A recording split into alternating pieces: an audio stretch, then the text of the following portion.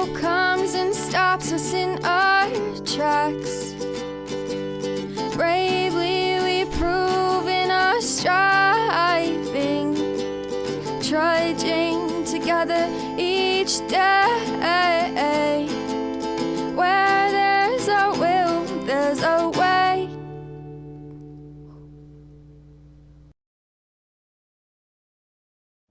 Good morning.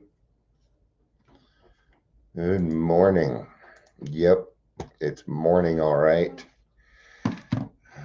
It used to be a morning after. Apparently my phone did not charge last night. So, nothing like a little day charging for the phone. Right.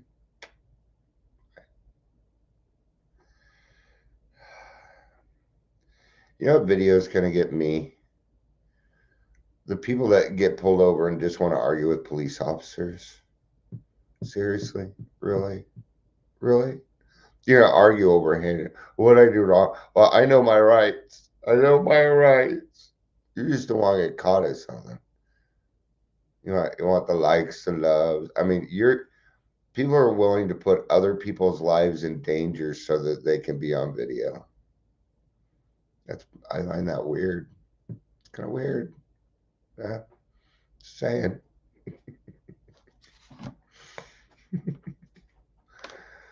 Oh, I've met a lot of police officers in my life.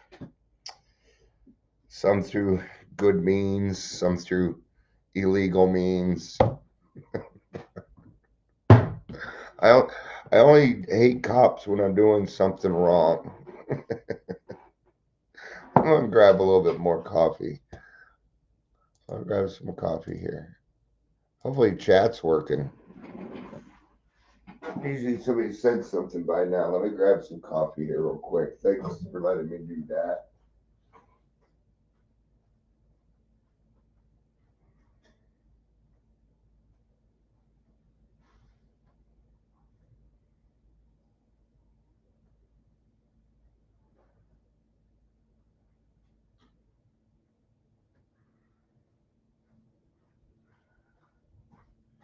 All right. Ugh. A unique stability. A unique stability. Welcome to Daily Trudge. My name is Dion. I'm going to be your host today.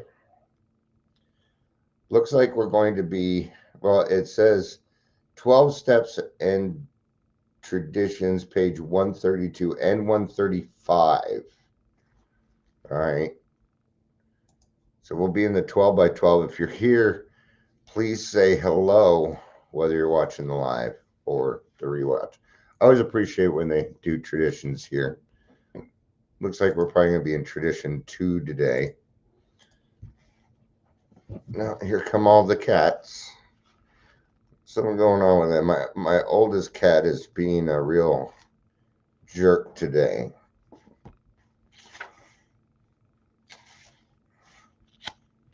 132 through 135. That's pretty much the whole chapter. So, hopefully chat is working. Yep. So chat is not showing up again. Not sure what's going on. I know. I bet that's from Amber saying my stuff, chat isn't fucking working. Yeah, I know. Not anything I can do about it, so I will go back and forth. So if you want to keep posting on the YouTube chat, it is showing up on YouTube. So it's a restream problem. So I will continue to kind of flip back and forth. I do that anyway, honestly. So you just don't know. Unless you can hear my clicking, then you'll know. So feel free to keep chatting in on YouTube. All right. I apologize for that. I have no control over it, though. I have no control. It is bullshit. It seems to be working less than it is more. But I already bitched so much they gave me pretty much 6 months free. In fact, next month I got to start paying again. So I can't really bitch about free, which is probably why they gave it to me, so I would stop bitching. Because they would just give me lame excuses. They'd be like, well, Facebook changed the rules. And I write back, that's not my problem. So then you need to work with Facebook. That's what I pay you for. That huge $20 a month. All right. Where does AA get its direction? Who runs it? Oh, let's do the let's read the actual whatchamacallit first tradition. For our group purpose, there is but one ultimate autorité, a loving God, as he may express himself in our group conscious. Our leaders are but trusted servants, they do not govern. I know I say it a little weird. Good morning, Leisure. It is good to see you. Good time to practice acceptance. Very good point. Yes, I know I said authority wrong. It's because I do impressions, and Cartman is one of them, and that's the word that I started on to do the impression. Autorité. All right. Where does AA get its direction? Who runs it? This too is a puzzler to every friend and newcomer. When told that our society has no president having authority to govern it, no treasurer can compel the payment of any dues, no board of directors who can cast an erring member out into the darkness, when indeed no AA can give another directive and enforce obedience, our friends gasp, and they exclaim. This simply can't be. There must be an angle somewhere. Why are people always trying to look for angles? It's just an untrusting world, isn't it? Do your homework. Get your receipts. Figure out if they tell the truth. You got it, man. You got to. Try a little tenderness, yeah. All right. Another song I like to sing. I like the Commitments version better. I'm a big fan of the Commitments. It's a movie about a rock and roll band, came out in the 90s. It did some touring too. I missed their tour though, which sucks because damn, that would have been a lot of fun. Anyway, then these practical folks then read tradition too and learn that the sole autorité in AA, now I'm doing it on purpose, is a loving God that he may express himself in the group conscience. It's the group conscious. Yes. They dubiously ask an experienced AA member if this really works. The member, sane to all appearances, immediately answers, yeah, it definitely works. The friends mutter that this looks vague, nebulous, pretty naive to them. Then they commence to watch us with speculative eyes, pick up the fragment of AA history, and soon have the solid facts.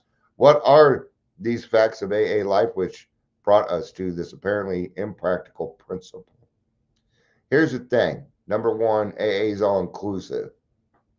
If you think you have a drinking problem, you're a member.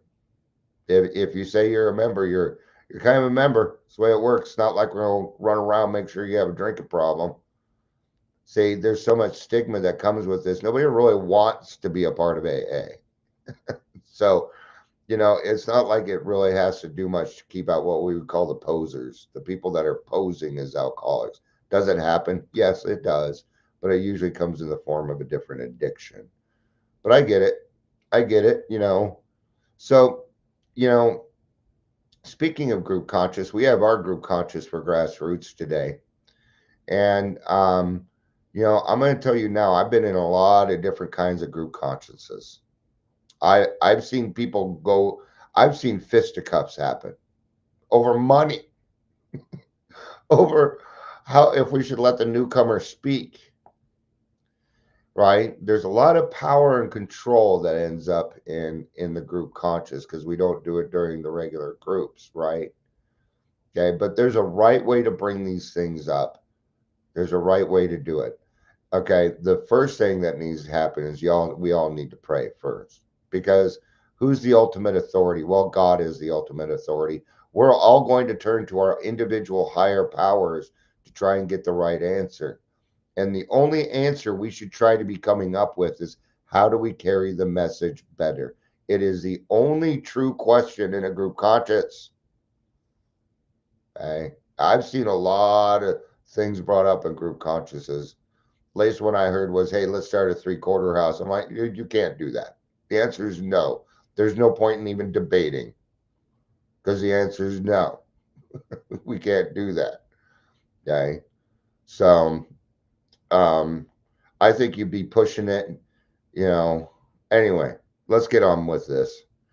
John Doe, a good AA moves, let us say, to Middleton, USA alone now. He reflects that he may not be able to stay sober or even alive unless he passes on to other alcoholics what was so freely given to him. He feels a spiritual and ethical compulsion because hundreds may be suffering within reach of his help. Then, too, he misses his home group. He needs other alcoholics as much as they need him. He visits preachers, doctors, editors, policemen, and bartenders, with the result that Middleton now has a group and he is the founder. Going back to angles, Leisure says, I keep looking for angles, but it's hard to find one. Or at least the right angle, right? Being the founder, he is at first the boss. Okay? When I started the grassroots meeting, I made the format. That's about as far as it went. There doesn't really need to be much more. It's a Zoom meeting. It's a Zoom meeting. You know, there's not much to it. So at first I was the boss. That ended pretty darn quickly. And it should. It should. Who else could be? Very soon, though, his assumed authority, I said it correctly this time, to run everything begins to be shared with the first alcoholics he has helped. Okay. Now, it's kind of tough. It's kind of tough because it used to be people would clamor for service work. Now, trying to get somebody to do service work is like twisting somebody's fucking arm. I swear to God, especially in Zoom meetings. It's always the same people hosting. Well, it probably should kind of always be the same people hosting, but that should be a service position that rotates. Okay. I hate that I have to chair almost every frickin' meeting. Okay. I have to come up with a lot of topics as it is, let alone a topic for the meetings too. Right.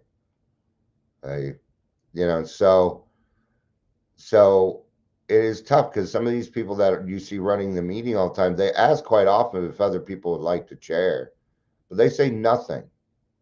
Okay. Well, in a Zoom meeting, it's a lot easier to hide behind your camera and cower. So I'm just going to start volunteering people. Yeah, that's exactly what I'm going to do. Okay. Sometimes people need a little push. They need a little push. All right. Of course, I'm going to ask first because maybe somebody wants to. Maybe somebody wants to chair. All right. Okay. At this moment, the benign very soon he has assumed authority to run everything is shared. At this moment, the benign dictator becomes the chairman of a committee composed of his friends. These are the growing group's hierarchy of service, self-appointed, of course, because there is no other way. In a matter of months, AA booms in Middleton. Now, we had our group conscious, and we put some people into service. I was not voted in for anything. Yay. I'm okay with that. I'm okay with that. I'm not the leader. I'm not the dictator. I'm not the boss. I'm the founder. So, but I don't, who cares about that? Okay. The founder and his friends channel spirituality to newcomers, hire halls, make hospital arrangements, and treat their wives to brew gallons of coffee. Being on the human side, the founder and his friends may bask in a little glory. They say to one another, perhaps it would be a good idea if we continue to keep a firm hand on AA in this town. Nah. After all, we are experienced. Besides, look at all the good we've done these drunks. They should be grateful. Fuck, whatever. True, founders and their friends are sometimes wiser and more humble than this, but more often at this stage they are not. Now, this isn't my first time starting up a group. I learned from the old timers.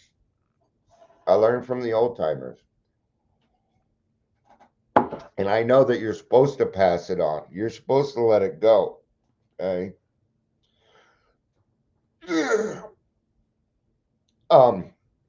When I was 19, now I was not part of the decision process to start the group, but I was invited to help start a group called Bill's Brown Baggers. It's still going today. There is not one original member that still goes to the group. There's only two of us left. Chris Hill and me. We're the only ones left from the original group that started that meeting. Okay. And I was like the secretary. I had a very nominal job. I think it was actually greeter or something like that, because I was still kind of new, 9 months or so. Right. So, and that's still going today. Not the same meeting, but it's still going. Right. Well, you know what they did? Chet and Joe and Orson and a lot of different people. There's about 5 of them, right? Yeah, I miss all them motherfuckers, man.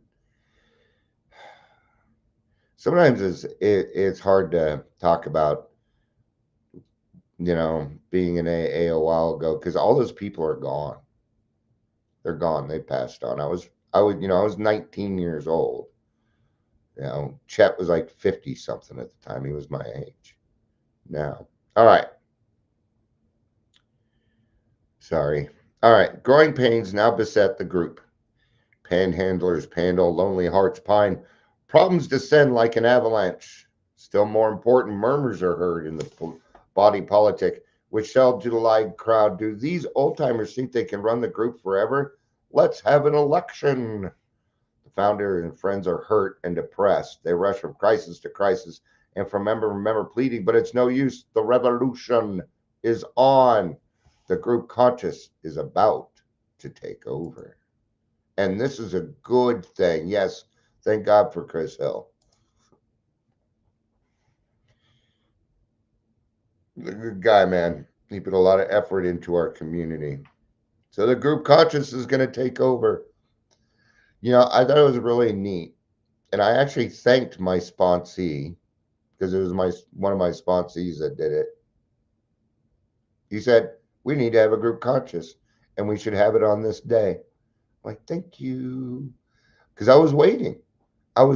For somebody called group conscious. I didn't think it was me that should do it.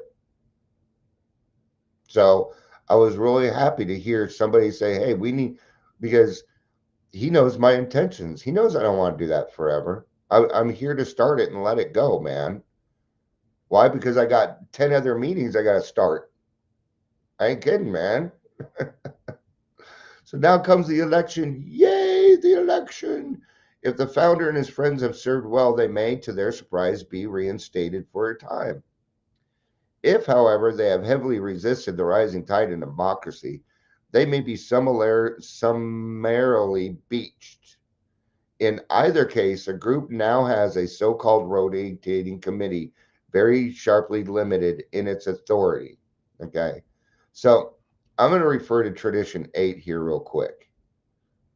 Okay, and Tradition 8 talks about a little bit, anyway, part of it, about creating service work. My service work is creating service work. That's what I do. I create service work, and that is service work in and of itself. It's the part I really enjoy doing. I've been a GSR. I've been an alternate GSR. I've been a treasurer. I've been the secretary. I've held every single position. and I've held none. Yeah. So in either case, the group now has what's called a rotating committee. All right, 6 months to a year. That is the rotating committee. Yes. GSR should be at least a year because there's a lot to get involved with, a lot to learn. Right? Treasurer needs to change hands. Secretary needs to. Why is that? Because other people that are coming in need to have a chance. Sometimes we need to hear new voices, new ideas, different things. Okay. Well, that's going to come from the people that are coming into the program. And they need as much of a chance to be able to do that. I remember I was invited once because this man had held a position, I believe it was the GSR. It doesn't matter what position it was. But they were celebrating it down at a club for 20 years. And I said, no, I am not going to go celebrate something somebody should have let go of 19 years ago. Why did they hold on to that? Selfishness. Look how high I can jump. Power, control. Yes, this happens in group conscious, but it should not continue. No one has power in the group conscious. It is done by a democratic vote. Okay. I lost my page.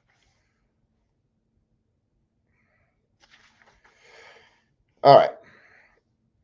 The secretary, no, their treasurer edited for they are servants. I apologize. Let's just say they are servants. There's the sometimes thankless privilege. Just making sure I'm not of doing the group's chores, headed by the chairman. They look after public relations and arrange meeting. Their treasurer, strictly accountable, takes money from the hat that is passed, banks it, pays the rent and other bills, and makes regular reports at business meetings. The secretary sees that literature is on the table, looks after the phone answering service, answers the mail, and sends out notices of meetings. Such are the simple services that enable the group to function. The committee gives no spiritual advice, judges no one's conduct, issues no orders. Every one of them may be promptly eliminated at the next election if they try this. And so they make the belated discovery that they are really servants, not senators. These are universal experiences. Thus, throughout AA does the group conscious decree the terms upon which its leaders shall serve. So I serve. I make no. I can't make any rules. I can't. Even if I went and the only decisions I made for that group was number one that it was going to be closed because I want a closed meeting. I mean, a little selfish. And then what I did is I invited everyone I knew that I wanted to be at the meeting. That's how I started it. Now it's got its own, it's moving forward all on its own. It does not need Dion. Thank God. What it does need is the group conscious. But see, I invited the right people, so I knew that this group conscious would be a phenomenal set of people. I did that on purpose. Bet your ass I did. All right. This brings us straight to the question: does AA have any real leadership? Most emphatically, the answer is yes. Notwithstanding the apparent lack of it. Let's turn again to the deposed founder and his friends. What becomes of them? Well, what should become of them? They're now part of something bigger. I think it's just whiny, stupid shit, personally. Okay. They're just using an example. But I do watch it happen. I do see people trying to control the meeting. Okay. And sometimes it's what I would call nefarious, which means they're being sneaky about it. Even the name of my group. See, it just happened. I didn't mean to say it that way. The grassroots, what I have to do is I actually have to schedule a meeting, and I change the name. So when people come in, it says Grassroots AA meeting, not Dion Miller's personal meeting room. No, it can't say that. It's got to say Grassroots AA meeting, not Dion. See, even that needs to be changed. And people know it needs to be changed. If they don't change it, there's something else going on. Okay. It has to do with, anyway, we're in tradition 2, not 4. As their grief, so what becomes of them? As their grief and anxiety wear away, a subtle change begins. Ultimately, they divide into 2 classes, known in AA slang as elder statements and bleeding deacons. You want the elder statesman. You want the elder statement. But let's Google it. Let's Google it and see what we come up with. Definition of an elder statesman. Here's the definition of elder statesman: a person who is experienced and well respected, especially a politician. Well, okay. So somebody who's well respected. Now, why would they be respected? Because they're respecting other people. Because they're leading. Okay. Because a elder statesman is more of a leader. In other words, they're going to go, great job, everybody. Thank you for making this dream a reality. This is so awesome. Definition of a bleeding deacon. Not going to tell us. In context, a bleeding deacon refers to a member who appears to be actively involved in the program, but is secretly struggling with alcohol addiction.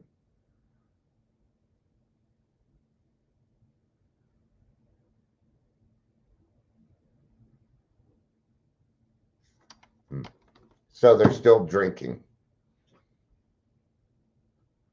Doesn't quite fit there. I don't think that's the explanation we're looking for. Anyway, let's move on. Oh, it's going to tell us. Well, let's read on, my friends. Let's read on. And I am checking chat every now and again. All right. The elder statement is the one who sees the wisdom in the group's decision, who holds no resentment over his reduced status, whose judgment fortified by considerable experience is sound, and who's willing to sit quietly on the sidelines, patiently waiting developments. Now, number 1, over a reduced status, there is no status. You didn't have status, so you ain't got to worry about that anyway. The bleeding deacon is the one who is just surely convinced that the group cannot get along without him, who constantly connives for re-election to office, who continues to be consumed with self-pity. A few hemorrhage so badly that drained of all AA spirit and principle, they get drunk. There we go. That's what they were getting to in the definition we listened to. At times, the AA landscape seemed to be littered with bleeding forms. Nearly every old-timer in our society has gone through this process in some degree. Happily, most of them survive and live to become elder statesmen. Good job, man. They become the real and permanent leadership of AA. Theirs is the quiet opinion, the sure knowledge and humble example that resolve a crisis. When sorely perplexed, the group inevitably turns to them for advice. They become the voice of the group conscious. In fact, these are the true voice of Alcoholics Anonymous. They do not drive by mandate, they lead by example. There it is.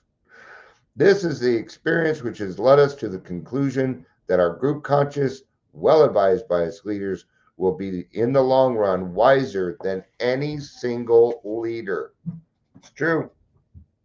My experience has shown me that that's true in almost every kind of group setting. Yeah. All right, let's get to the reflection, and then we're going to wrap up here. So February 27th, into the fabric of recovery from alcoholism are woven the 12 steps and 12 traditions. As my recovery progressed, I realized that the new mantle was tailor-made for me. The elders of the group gently offered suggestions when changes seemed impossible. Everyone's shared experience became the substance for treasured friendships. I know that the fellowship is ready and equipped to aid each suffering alcoholic at all crossroads in life. In a world beset by many problems, I find this assurance a unique stability. I cherish the gift of sobriety. I offer God my gratitude for the strength I receive in a fellowship that truly exists for the good of all of its members. Now, keep in mind that AA is filled with all sorts of different kinds of people.